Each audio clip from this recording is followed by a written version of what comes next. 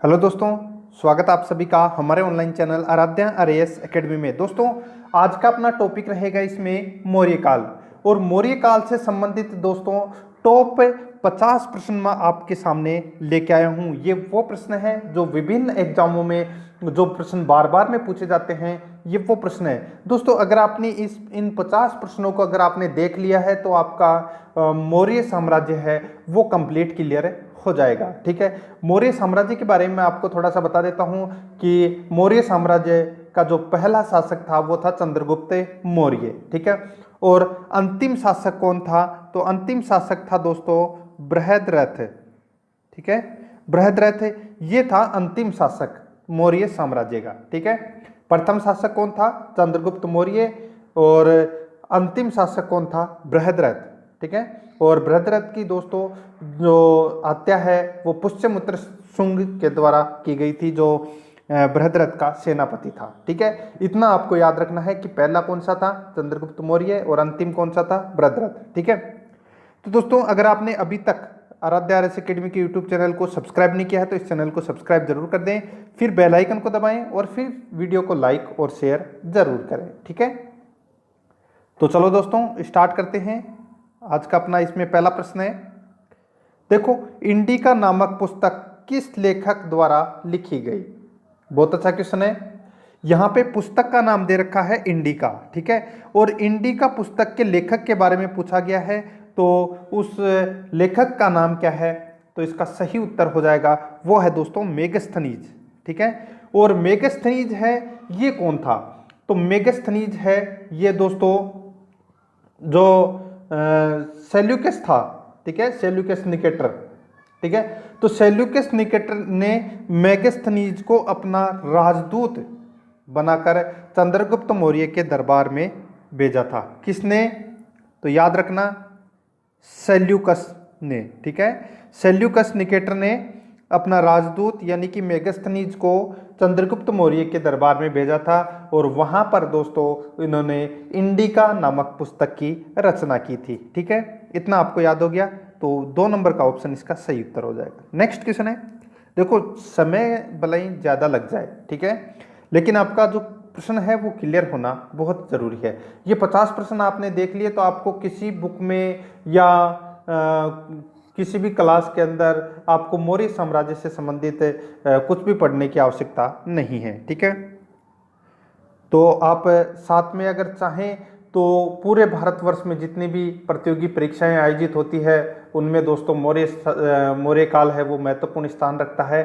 तो दोस्तों चाहे आप कोई सी भी एग्जाम दे लेना, उनमें से दोस्तों मौर्य काल में से प्रश्न आपके पास में जरूर पूछा जाएगा। ठीक है, सेकंड नंबर प्रश्न है, मौर्य काल की जानकारी निम्नलिखित ग्रंथों में से नहीं मिलती है। तो कौन से ग्रंथों में से मौर्य काल की अपने को जानकारी है वो नहीं मिलती है? ठीक है, तो देखो यहाँ पे अर्थशास्त्र, मुद्रा राक्षस, दीपवंश, महावंश और तूतीनामा। ठीक है, तो इस प्रश्न का जो सही उत्तर हो जाएगा वो है दोस्तों तूतीनामा। 4 नंबर का ऑप्शन इसका सही उत्तर हो जाएगा। तो मौर्य काल की जानकारी अपने को कौन कौन से ग्रंथों में मिलती है? अर्थशास्त्र में मिलती है, मुद्रा राक्षस में मिलती है, और दीपवंश महाकाव्य में। ये तीनों ग्रंथों के नाम है वो आपको याद रखने हैं। नेक्स्ट है, अपनी प्रजा के नैतिक उत्थान के लिए अशोक ने जिन आचारों की संहिता प्रस्तुत की उनके अभिलेखों में क्या कहा गया है? दोबारा देखो ये प्रश्न को, अपनी प्रजा के नैतिक उत्थान के लिए अशोक ने जिन आचारों की संहिता प्रस्तुत की उसे अभिलेखों में क्या कहा जाता है? यानी कि उनको क्या कहा जाता है? तो उनको कहा जाता है दोस्तों धम्म।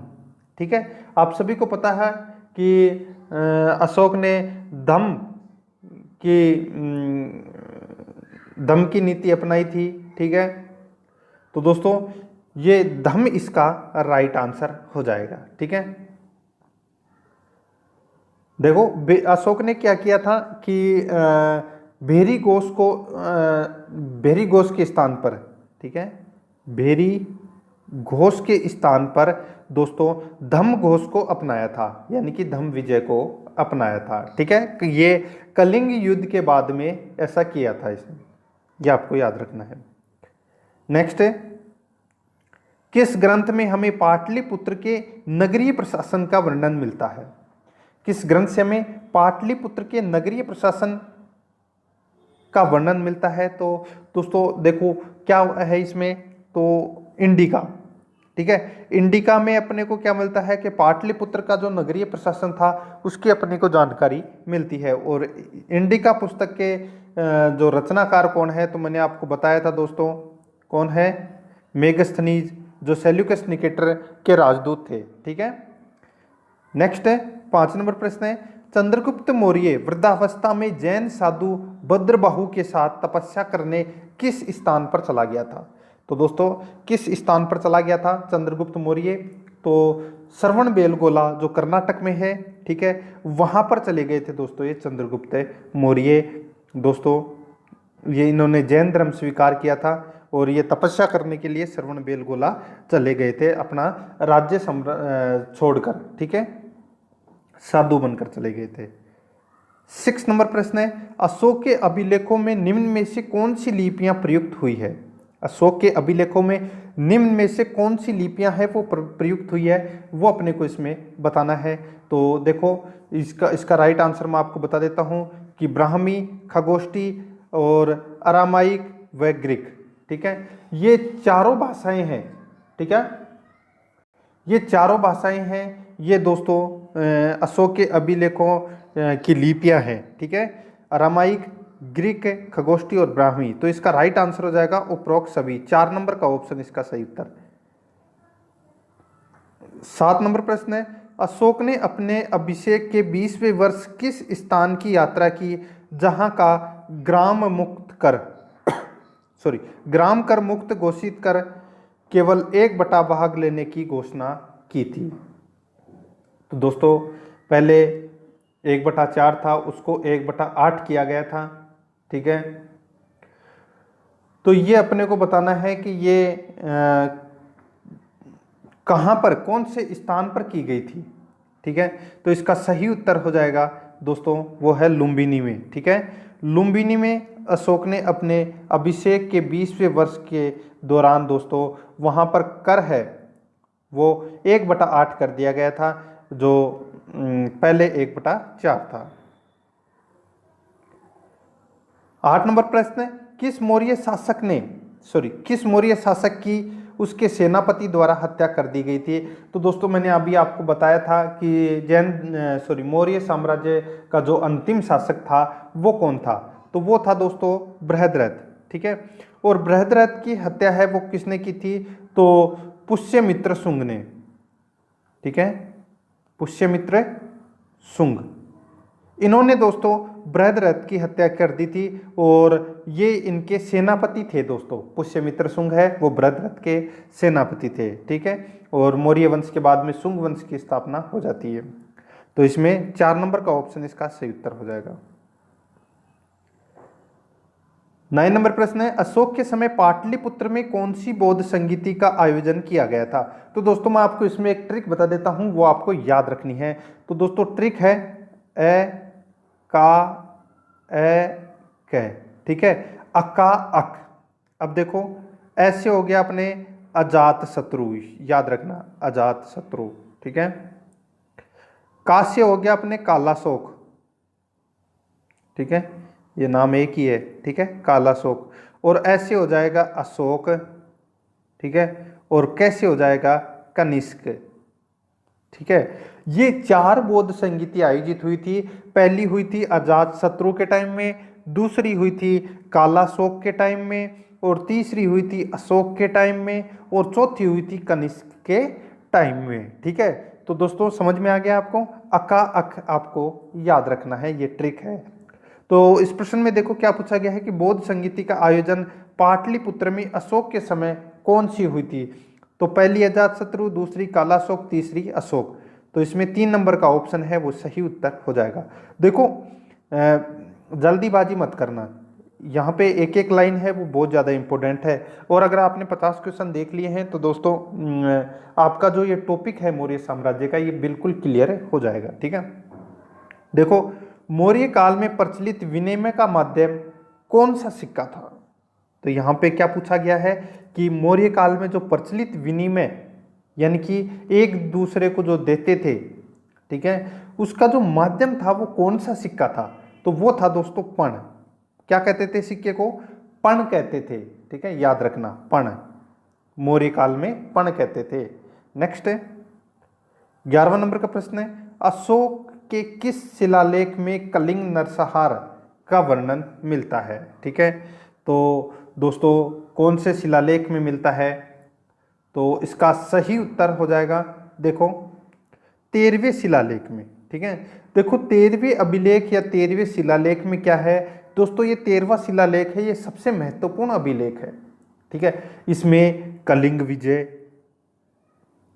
ठीक है, कलिंग विजय, अशोक का जो हृदय परिवर्तन हुआ था, ठीक है, और बौद्ध धर्म अपनाने की जो सूचना मिलती है, ठीक है, ये जानकारी है ये 13वें शिलालेख में अपने को प्राप्त होती है। ठीक है, तो जो कलिंग नरसंहार का जो उल्लेख है वो 13वें शिलालेख में इसका वर्णन मिलता है। ठीक है, 12 नंबर का प्रश्न है, अशोक के किस अभिलेख में चोल, पांडे, केरल पुत्र और सत्य पुत्रों का अपने पड़ोसियों या पड़ोसी के रूप में उल्लेख है?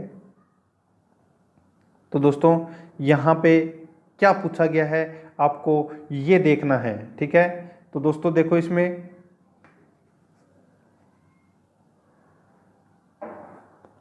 अशोक के किस अभिलेख में चोल, पांडे, केरल पुत्र और सत्य पुत्रों का अपने पड़ोसी के रूप में, यानी कि उस समय जो शासक थे, ठीक है, यानी कि अशोक के समय जो अड़ोस पड़ोस में जो शासक थे, ठीक है, उनकी जानकारी है वो अपने को कौन से अभिलेख में प्राप्त होती है? ठीक है, तो दोस्तों इसका सही उत्तर हो जाएगा वो है द्वितीय अभिलेख या द्वितीय शिलालेख में अपने को ये प्राप्त होता है जानकारी। ठीक है, नेक्स्ट,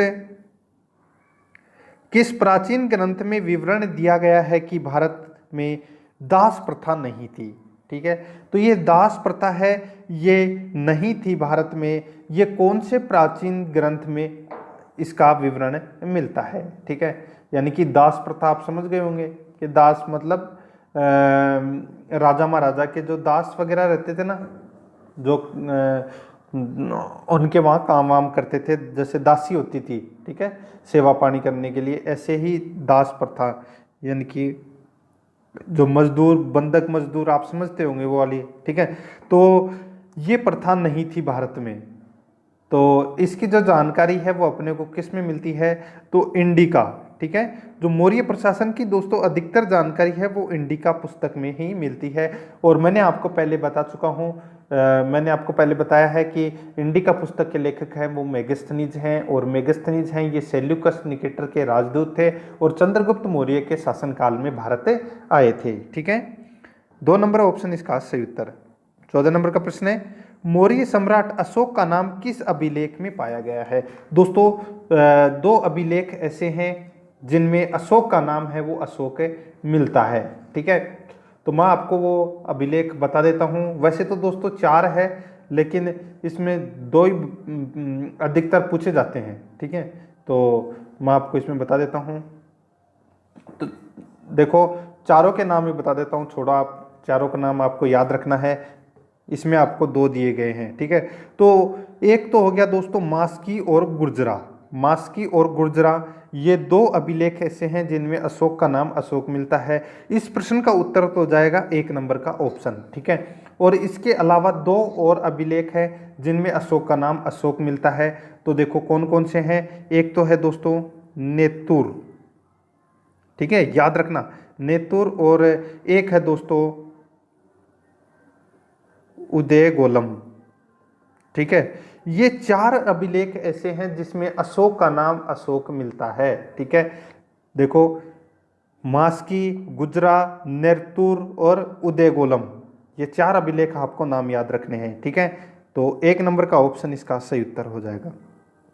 15 नंबर प्रश्न है, सेल्यूकस ने किस राजदूत को चंद्रगुप्त के दरबार में भेजा था? सेल्यूकस ने किस राजदूत को चंद्रगुप्त मौर्य के दरबार में भेजा था? तो मैंने आपको बताया था मेगास्थनीज, जिन्होंने इंडिका पुस्तक लिखी थी।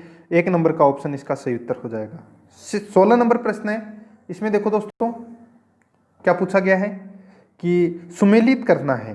ठीक है, देखो ये कौन सा जो स्तंभ लेख है वो कहाँ पर है वो अपने को बताना है। तो देखो सांची का लघु स्तंभ लेख है, ये दोस्तों कहाँ पर है, नेपाल में। यहाँ पे लघु स्तंभ लेख पूछा गया है। ठीक है, सारनाथ लघु स्तंभ लेख ये दोस्तों इलाहाबाद में है, और कौशाम्बी लघु स्तंभ लेख ये वाराणसी में है, और रुमंदेई लघु स्तंभ लेख ये दोस्तों रायसेन में है। ठीक है, तो ये चारों के चारों सही सुमेलित हैं। इस प्रश्न का राइट आंसर हो जाएगा ए बी सी डी, यानी कि 1 नंबर का जो ऑप्शन है वो इसका सही उत्तर हो जाएगा। 17 नंबर का प्रश्न है, भारतीय इतिहास में वह पहला शासक कौन था जिसने राजनीतिक जीवन में हिंसा के त्याग का सिद्धांत सामने रखा। देखो भारतीय इतिहास में वह पहला शासक कौन था जिसने राजनीतिक जीवन में हिंसा के त्याग का सिद्धांत सामने रखा। तो कौन था वो, तो दोस्तों सबको पता है अशोक था दोस्तों। कलिंग युद्ध के बाद में दोस्तों इन्होंने हिंसा का त्याग कर दिया था। 3 नंबर का ऑप्शन इसका सही उत्तर हो जाएगा। 18 नंबर प्रश्न है, बिंदुसार के समय तक्षशिला में विद्रोह हुआ, उसे दबाने के लिए बिंदुसार ने किसको भेजा था। तो किसको भेजा था, तो सीधा सा है दोस्तों अशोक को भेजा था। ठीक है, किसको भेजा था, अशोक को। नेक्स्ट क्वेश्चन है, चंद्रगुप्त मौर्य के शासनकाल में कृषि विभाग के अध्यक्ष को कहा जाता था। तो कृषि विभाग का जो अध्यक्ष था उसको क्या कहा जाता था मौर्य काल में, चंद्रगुप्त मौर्य के शासनकाल के दौरान, तो दोस्तों सीता अध्यक्ष कहा जाता था। क्या कहा जाता था, सीता अध्यक्ष। 2 नंबर का ऑप्शन इसका सही उत्तर हो जाएगा। नेक्स्ट क्वेश्चन है, 20 नंबर प्रश्न है, अमित्र घात के नाम से कौन सा मौर्य शासक जाना जाता है। ठीक है, तो अमित्र घात यानी कि दोस्तों शत्रु का विनाशक के नाम से कौन से शासक को जाना जाता है, तो वो जाना जाता है दोस्तों बिंदुसार। ठीक है, ऐसा समझ में नहीं आता, बिंदुसार ने ऐसा कुछ किया भी नहीं था दोस्तों। ठीक है, जिसकी वजह से इनको शत्रु का विनाशक के नाम से भी जाना जाता है। ठीक है, अमित्र घात के नाम से। तो इसका 2 नंबर का ऑप्शन आपको याद रखना है बिंदुसार। ठीक है, नेक्स्ट है 21 नंबर प्रश्न है, चंद्रगुप्त मौर्य ने नंद वंश के किस शासक को पराजित किया था। तो नंद वंश के उस शासक का नाम अपने को बताना है जिस शासक को चंद्रगुप्त मौर्य ने परास्त करके मौर्य साम्राज्य की स्थापना की थी। तो वो थे दोस्तों घनानंद। कौन थे, घनानंद। ठीक है, तो 2 नंबर का ऑप्शन इसका सही उत्तर। 22 नंबर प्रश्न है, निम्न में से मौर्य काल का मुख्यतः कौन सा भूमिकर था। निम्नलिखित में से मौर्य काल का मुख्यतः कौन सा भूमिकर था, तो इसका सही उत्तर हो जाएगा वो है दोस्तों, भूमिकर कौन सा था, तो वो था दोस्तों इसमें भाग।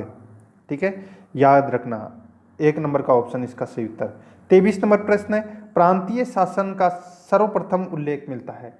प्रांतीय शासन का सर्वप्रथम उल्लेख है वो दोस्तों मौर्य काल में मिलता है। ठीक है, किस में मिलता है, मौर्य काल में इसका उल्लेख मिलता है। 24 नंबर प्रश्न है, कौटिल्य के अर्थशास्त्र का प्रमुख विषय क्या था। यहाँ पे दोस्तों एक पुस्तक है जिसका नाम है अर्थशास्त्र, और उस पुस्तक के रचनाकार कौन है, कौटिल्य। ठीक है, और कौटिल्य की इस पुस्तक का जो मुख्य विषय है वो क्या है, तो इसका था देखो अर्थशास्त्र एक राजनीति विज्ञान के बारे में इसको जानकारी मिलती है। ठीक है, यानी कि राजनीति इसका मुख्य विषय था। ठीक है, तो इसमें 1 नंबर का ऑप्शन इसका सही उत्तर हो जाएगा। नेक्स्ट है, अशोक ने अपने राज्याभिषेक के 8वें वर्ष में किस राज्य पर आक्रमण किया जिसमें भयंकर नरसंहार हुआ। तो आप सभी को पता है कि वो कौन सा था, तो कलिंग युद्ध। ठीक है, कौन सा था, कलिंग युद्ध हुआ था दोस्तों। ठीक है, देखो इनका जो राज्यारोहण हुआ था वो हुआ था दोस्तों औपचारिक, अगर राज्याभिषेक की मैं बात करूं तो 269 ईस्वी पूर्व। ठीक है, 269 ईस्वी पूर्व। ठीक है, और वैसे दोस्तों इनका जो कार्यकाल है वो 273 ईस्वी पूर्व माना जाता है। ठीक है, और दोस्तों अगर एक्चुअल यानी कि औपचारिक राज्याभिषेक की अगर अपन बात करें तो 269 ईस्वी पूर्व इनका जो औपचारिक राज्याभिषेक हुआ था, इसके 8 वर्ष बाद में। ठीक है, इनके 8 वर्ष बाद में, मतलब इसमें से घटा दो 8 वर्ष, तो कितना हो जाएगा 261 ईस्वी पूर्व। उस समय दोस्तों ये कलिंग युद्ध हुआ था जिसमें भयंकर नरसंहार हुआ था। ठीक है, तो ये आपको याद रखना है। और इस युद्ध की जो जानकारी है वो अशोक के 13वें शिलालेख में मिलती है। तो 3 नंबर का ऑप्शन इसका सही उत्तर। 26 नंबर प्रश्न है, सर्वप्रथम किस सम्राट ने जियो और जीने दो का पाठ पढ़ाया? तो जियो और जीने दो का जो पाठ है वो किसने पढ़ाया था? तो वो पढ़ाया था दोस्तों सम्राट अशोक ने। याद रखना 2 नंबर का ऑप्शन इसका सही उत्तर हो जाएगा। ठीक है, नेक्स्ट है 27 नंबर प्रश्न है, अशोक के ज्यादातर अभिलेख किस लिपि में लिखे गए हैं? ठीक है, अशोक के जो ज्यादातर अभिलेख हैं वो किस लिपि में लिखे गए हैं? तो वो लिखे गए हैं दोस्तों ब्राह्मी लिपि में। ठीक है, ब्राह्मी लिपि में। 1 नंबर का ऑप्शन इसका सही उत्तर हो जाएगा। नेक्स्ट है, देखो सुदर्शन झील का निर्माण किसके शासनकाल में करवाया गया था? तो दोस्तों देखो, इस सुदर्शन झील का जो पुनर्निर्माण है वो स्कंदगुप्त ने करवाया था। किसने? स्कंदगुप्त ने इस झील का पुनर्निर्माण करवाया था। लेकिन इस झील का निर्माण है वो किसने करवाया था? भाई दोबारा निर्माण तो करवा दिया स्कंदगुप्त ने, लेकिन पहले निर्माण यानी कि इसका जो निर्माण है वो करवाया किसने था? तो वो करवाया था दोस्तों चंद्रगुप्त मौर्य ने। ठीक है, तो 2 नंबर का ऑप्शन इसका सही उत्तर हो जाएगा। 29 नंबर प्रश्न है, अशोक ने श्रीलंका में बौद्ध प्रचार हेतु किसको भेजा था? तो किसको भेजा था? तो दोस्तों पुत्र और पुत्री, जिसका नाम था महेंद्र एवं संघमित्रा। संघमित्रा इनकी पुत्री थी और महेंद्र इनके पुत्र थे। तो 1 नंबर का ऑप्शन इसका सही उत्तर हो जाएगा। 30 नंबर प्रश्न है, मौर्यकालीन मुद्राओं में से नहीं है। मौर्यकालीन मुद्राओं में से यानी कि मौर्य काल के समय जो जो मुद्रा चलती थी उनमें से एक नहीं है ये 4 ऑप्शन में से। ठीक है, तो इसका सही उत्तर हो जाएगा रुपया। रुपया है ये मौर्य काल में नहीं चलता था। देखो क्या क्या चलता था, काकनी, मासक, पण और करसापण। ठीक है, ये 3 मुद्रा चलती थी मौर्य काल में, 4। ठीक है, याद रखना। मौर्यकालीन प्रमुख बंदरगाहों में से नहीं था। तो मौर्यकालीन प्रमुख बंदरगाहों में से क्या नहीं था? तो इसका जो सही उत्तर हो जाएगा वो है दोस्तों इसमें कौन सा? तो गवादर। ठीक है, गवादर इसका सही उत्तर हो जाएगा। ठीक है, याद रखना गवादर है ये मौर्यकालीन प्रमुख बंदरगाहों में से नहीं था। तो मौर्य काल के प्रमुख बंदरगाह कौन कौन से थे? सोपारा, ताम्रलिप्ति, भृगुकुच। ठीक है, ये 3 थे, ये मौर्य काल के प्रमुख बंदरगाह थे। याद रखना है आपको। 32 नंबर प्रश्न है, मौर्य वंश की स्थापना किसने की थी? तो मौर्य वंश की जो स्थापना है वो किसने की थी वो अपने को इसमें बताना है। तो इसका सही उत्तर हो जाएगा वो है दोस्तों चंद्रगुप्त मौर्य ने। आप सभी को पता भी होगा, बिल्कुल इजी है। नेक्स्ट है 33 नंबर प्रश्न है, चाणक्य या कौटिल्य नाम के बुद्धिमान व्यक्ति ने मुख्यतः किस मौर्य सम्राट की सहायता की थी? तो किस मौर्य सम्राट की सहायता की थी? किसने? चाणक्य या कौटिल्य ने? सबको पता है दोस्तों, तो इसका सही उत्तर हो जाएगा वो है चंद्रगुप्त मौर्य की। ठीक है, 2 नंबर का ऑप्शन इसका सही उत्तर हो जाएगा। चाणक्य की पुस्तक का नाम बताइए। तो दोस्तों चाणक्य की पुस्तक का नाम क्या है? तो अर्थशास्त्र है वो दोस्तों चाणक्य की पुस्तक का नाम है, जिसको अपन चाणक्य को दोस्तों कौटिल्य भी बोल सकते हैं, विष्णुगुप्त भी बोल सकते हैं। ठीक है, तो इसका राइट आंसर हो जाएगा अर्थशास्त्र। ठीक है, नेक्स्ट है दोस्तों, अगर मेरे साथ में चलते रहे तो जैसे जैसे जो जो टॉपिक है, ठीक है, जैसे गुप्त काल हुआ, ठीक है, मौर्य काल हुआ, मौर्य काल का जो प्रशासन है, इनके मैं अलग अलग जो विभिन्न एग्जामों में यानी कि पूरे भारतवर्ष में जितनी भी एग्जाम हुई है उनमें जो प्रश्न पूछे गए हैं वो प्रश्न दोस्तों मैं आपको इसमें करवाऊंगा। ये सीरीज है, ये रोजाना अब चलेगी। तो चैनल को सब्सक्राइब नहीं किया है तो इस चैनल को सब्सक्राइब जरूर कर देना, आराध्या आरएस एकेडमी के यूट्यूब चैनल को। ठीक है, देखो 35 नंबर प्रश्न है, इतिहास में ऐसा पहला शासक जिसने अभिलेखों द्वारा जनता तक अपने संदेश पहुंचाने की कोशिश की है। इतिहास में अपने को ऐसा पहला शासक बताना है जिसने अभिलेखों द्वारा जनता तक अपने संदेश पहुंचाने की कोशिश की है। तो क्या नाम है उनका? तो इसका सही उत्तर क्या हो जाएगा? तो बिल्कुल सही उत्तर है वो है अशोक। ठीक है, 2 नंबर का ऑप्शन इसका सही उत्तर। 36 नंबर प्रश्न है, सम्राट अशोक के ज्यादातर अभिलेख किस भाषा में मिले हैं? तो किस भाषा में मिले हैं? तो इसका सही उत्तर हो जाएगा वो है दोस्तों किस भाषा में? तो मैंने आपको बताया दोस्तों, देखो सबसे ज़्यादा जो भाषा में मिले हैं वो ब्राह्मी, ठीक है। यहाँ पे ऑप्शन में देखो ब्राह्मी आपको नहीं दिख रहा होगा, ठीक है। तो दूसरे नंबर पे प्राकृत, ठीक है। तो 2 नंबर का ऑप्शन है वो इसका सही उत्तर हो जाएगा। 37 नंबर प्रश्न है, सम्राट अशोक के शाहबाजगढ़ी व मानसेहरा अभिलेख किस लिपि में लिखे गए हैं? तो ये 2 अभिलेख हैं, शाहबाजगढ़ी व मानसेहरा अभिलेख हैं, वो कौन सी लिपि में लिखे गए हैं? तो वो खगोष्ठी लिपि में लिखे गए हैं, ठीक है। तो इसमें 2 नंबर का ऑप्शन इसका सही उत्तर हो जाएगा। 38 नंबर प्रश्न है, तक्षशिला व लग्मान से मिले अशोक के अभिलेख किस लिपि में मिले हैं? तक्षशिला व लग्मान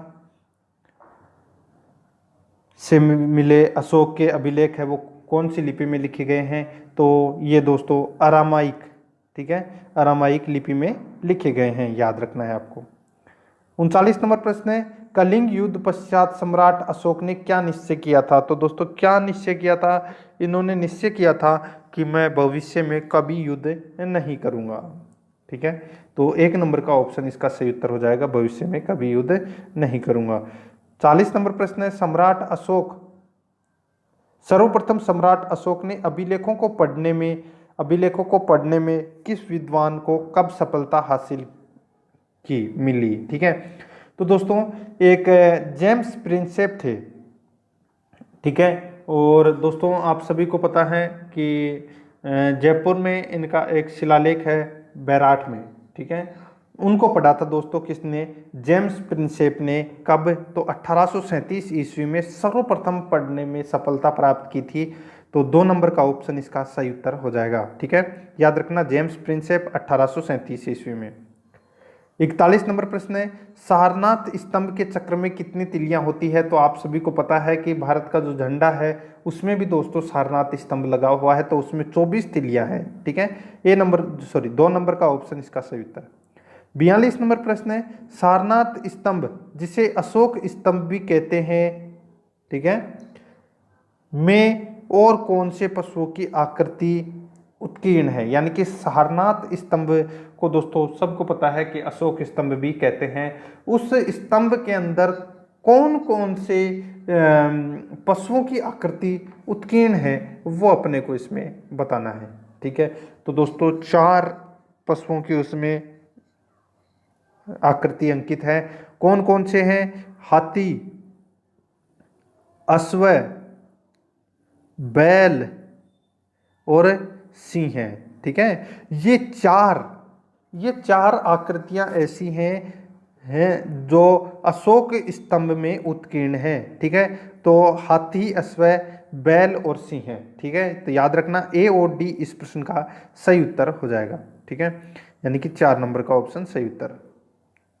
43 नंबर प्रश्न है, मौर्य वंश के संस्थापक चंद्रगुप्त मौर्य के राजनीतिक गुरु और प्रधानमंत्री का नाम अपने को इसमें बताना है। तो इसका सही उत्तर हो जाएगा वो है दोस्तों, सबको पता है क्या नाम है? तो बिल्कुल सही उत्तर है इसका कौन? विष्णुगुप्त, जिसको अपन कौटिल्य, चाणक्य कुछ भी बोल सकते हैं। 3 नंबर का ऑप्शन इसका सही उत्तर है। अब देखो यहाँ पे सुमेलित करना है, एक तरफ पुस्तक है और दूसरी तरफ रचयिता है। तो देखो मैंने आपको बताया था मेगास्थनीज ने इंडिका नामक पुस्तक की रचना की थी, तो ये हो गया इधर, ठीक है। अब यहाँ पे अर्थशास्त्र, तो दोस्तों अर्थशास्त्र की जो रचना है वो किसने की थी? तो कौटिल्य ने की थी, सबको पता है कौटिल्य, ठीक है। और मुद्रा राक्षस की रचना की थी दोस्तों किसने? विशाख दत्त ने, ठीक है। और परिशिष्ट पर्वन की रचना है वो हेमचंद्र ने की थी, ठीक है। तो इस प्रश्न का राइट आंसर क्या हो जाएगा? वो हो जाएगा दोस्तों DCBA, ठीक है। DCBA इस प्रश्न का सही उत्तर हो जाएगा। 2 नंबर का जो ऑप्शन है वो इसका सही उत्तर हो जाएगा। 45 नंबर प्रश्न है, निम्न में से किस शासक को शत्रु का संहारक कहा जाता है? तो शत्रु का संहारक है वो किसको कहा जाता है? तो इसका सही उत्तर क्या हो जाएगा? तो बिल्कुल सही उत्तर है इसका, वो है मैंने आपको बताया था, शत्रु का विनाशक या संहारक। ठीक है, कौन से शासक को कहा जाता है, तो बिंदुसार को कहा जाता है। 2 नंबर का ऑप्शन इसका सही उत्तर। पुराणों में अशोक का नाम मिलता है, तो पुराणों के अंदर जो अशोक का नाम है वो क्या मिलता है, तो वो मिलता है दोस्तों अशोक वर्धन। याद रखना, बहुत अच्छा क्वेश्चन है, कभी प्रियदर्शनी मत कर देना, सम्राट अशोक मौर्य मत कर देना।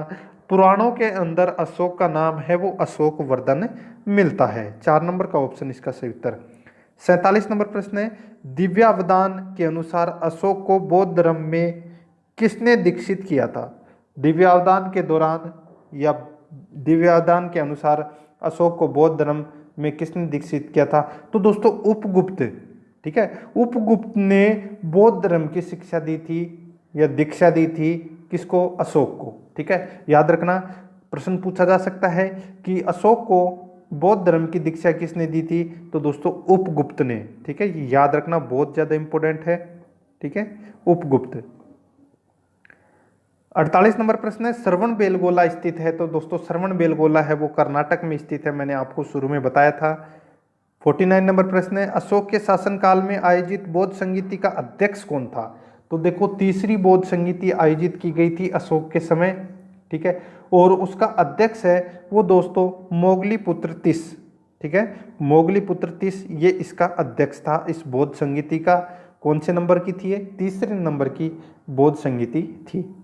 50 नंबर का प्रश्न है, बिंदुसार का पुत्र था, तो दोस्तों बिंदुसार का पुत्र है वो कौन था, सॉरी बिंदुसार है वो पुत्र था, किसका पुत्र था बिंदुसार, तो इसका सही उत्तर हो जाएगा वो है दोस्तों बिंदुसार है वो चंद्रगुप्त मौर्य का पुत्र था। ठीक है, याद रखना, 2 नंबर का ऑप्शन इसका सही उत्तर हो जाएगा। ठीक है दोस्तों, और एक चीज मैं आपको इसमें और बता देता हूं कि चंद्रगुप्त मौर्य की एक पत्नी और थी जिसका नाम था हेलेना। ठीक है, हेलेना से विवाह किया था। तो परीक्षा में प्रश्न ऐसे भी पूछ ले कि भारतीय इतिहास का प्रथम अंतर्राष्ट्रीय विवाह है वो किसने किया था। अंतर्राष्ट्रीय विवाह की बात कर रहा हूं, अपने शिखर धवन ने ऑस्ट्रेलिया में की है शादी। ठीक है, ये अब करने लगे, पहले नहीं करते थे। तो पहले भारतीय इतिहास में जो प्रथम अंतर्राष्ट्रीय विवाह है वो चंद्रगुप्त मौर्य व हेलन, जो हेलना थी, ठीक है, जो सेल्यूकस निकेटर की पुत्री थी, उसके साथ में दोस्तों विवाह किया था। ठीक है, ये आपको याद रखना है। और ठीक है, आज के लिए दोस्तों इतना काफ़ी, अपना मौर्य काल है वो कंप्लीट हो चुका है। कल अपन गुप्त वंश के बारे में इतने इंपॉर्टेंट क्वेश्चन हैं जो विभिन्न एग्जामों में पूछे गए हैं वो मैं कल आपको बताऊंगा। तो दोस्तों आराध्या आरएस एकेडमी के यूट्यूब चैनल को जो अगर आपने अभी तक सब्सक्राइब नहीं किया है तो इस चैनल को सब्सक्राइब जरूर कर दें, बेल आइकन को दबाएं, वीडियो को लाइक और अपने दोस्तों के पास में शेयर करना ना भूलें। मिलते हैं दोस्तों नेक्स्ट वीडियो में। जय हिंद, जय भारत।